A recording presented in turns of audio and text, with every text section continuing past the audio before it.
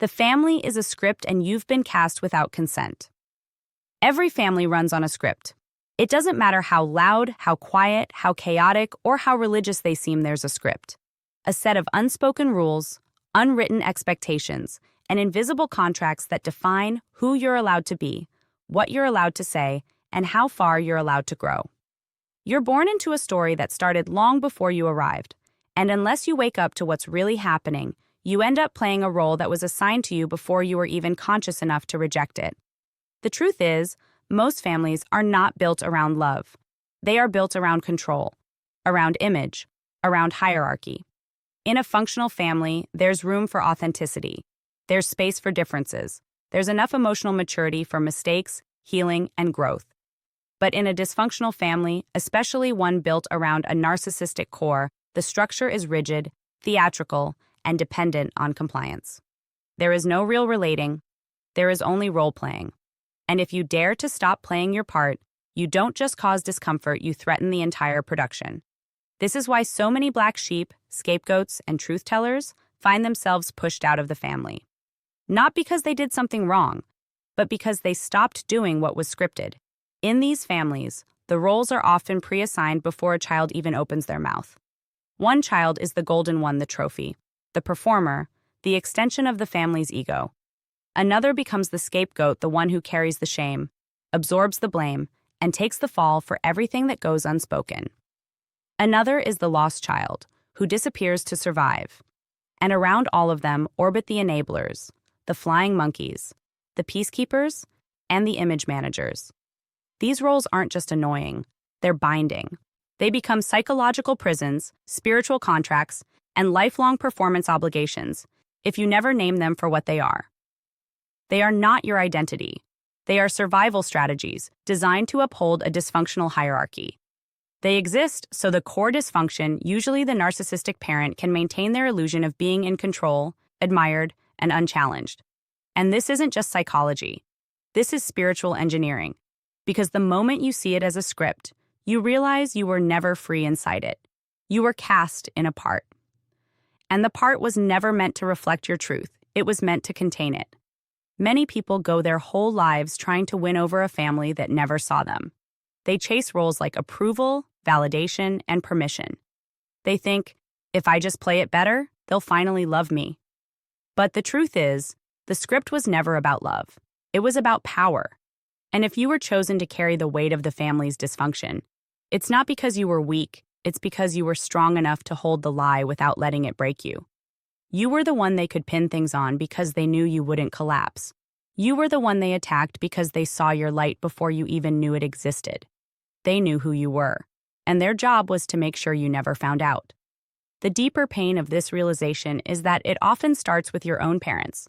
The ones who were supposed to protect you, guide you, and mirror your truth. Many of them were actors in the system, not healers in the home. Some of them were simply enmeshed. Others were malicious. And some were so spiritually broken themselves that they needed to fracture their children just to maintain their illusion of stability. They weren't leading you. They were casting you. And the moment you broke script by telling the truth, by getting healthy, by asking questions, they panicked. And so begins what I call the punishment arc. The moment you stop participating in the family's emotional theater, they stop seeing you as kin. Instead of working to connect, they work to silence. Instead of acknowledging the truth, they call you crazy. Instead of asking what's wrong, they reassign the role. Now you're the problem, the betrayer, the ungrateful one, the mentally unstable. This is not random. It's ritual. It is the system's way of protecting itself from exposure. In psychological terms, this is projection, gaslighting, and scapegoating. But spiritually, this is soul containment. It is the mechanism by which your divine path is hijacked by other people's fear, pain, and manipulation. In many families, the entire structure relies on not naming what is happening. The narcissist depends on unspoken loyalties. The enablers depend on silence. The golden child depends on praise. And the scapegoat? The scapegoat depends on waking up. Because once the scapegoat stops playing the role, the whole system begins to collapse. Without someone to blame, to project onto, or to expel, the dysfunction has to face itself. That's why the scapegoat is often the cycle breaker, the truth teller. The one who breaks generational curses not by fighting, but by walking away. When I say, you've been cast without consent, I mean it literally. You didn't choose this part.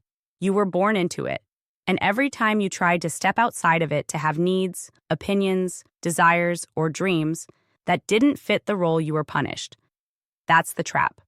You internalize the idea that love equals performance, that belonging equals obedience, and that survival means playing your part no matter how much it costs you. But that's the lie.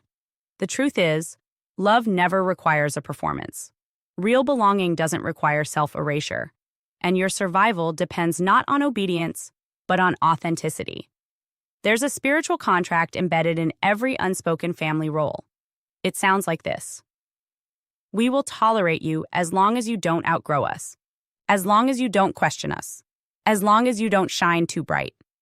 That is not family. That is spiritual imprisonment. And the only way to escape it is to name the role, reject the contract, and reclaim your voice. But doing that is terrifying. It means facing the grief of what you never had. It means walking away from people who share your blood. It means becoming the villain in someone else's story just to be the hero in your own. And yet, when you do this, when you stop playing the part, you begin to remember who you are without the mask. You begin to see the world differently. You begin to feel the weight lift. And in that space, your real identity begins to emerge. Not the version of you they trained to be silent. Not the shell that was designed to absorb pain. The real you. The one that knows. The one that sees. The one that remembers. Let's talk about how the script is enforced. In these families, there are always punishments for going off script. These can be passive like coldness, exclusion, or withdrawal. Or they can be aggressive like smear campaigns, legal threats, character assassination, or public humiliation. Often, it escalates depending on how far you deviate from the expected role. For many scapegoats, this results in legal abuse, false psychiatric claims, attempts at institutionalization, or even financial sabotage. These are not overreactions. These are standard tactics in systems that are trying to preserve power through suppression. The more you grow, the more they attack. The brighter you shine, the more threatened they become. But eventually, the attacks stop working. Eventually, you realize that their rejection is not a reflection of your brokenness. It's a confirmation of your healing. You see the game, and you stop playing. That's when everything shifts. You stop trying to be understood. You stop trying to be liked. You stop trying to win their approval. Because you finally understand the truth. Their love had conditions. But your freedom does not. This series is here to teach you that the family script is optional. The roles are real, but they are not permanent. The damage is real, but it is not your destiny. You were never meant to be the scapegoat, the black sheep, or the silent one. You were meant to be the liberator, the awakener, the one who said enough.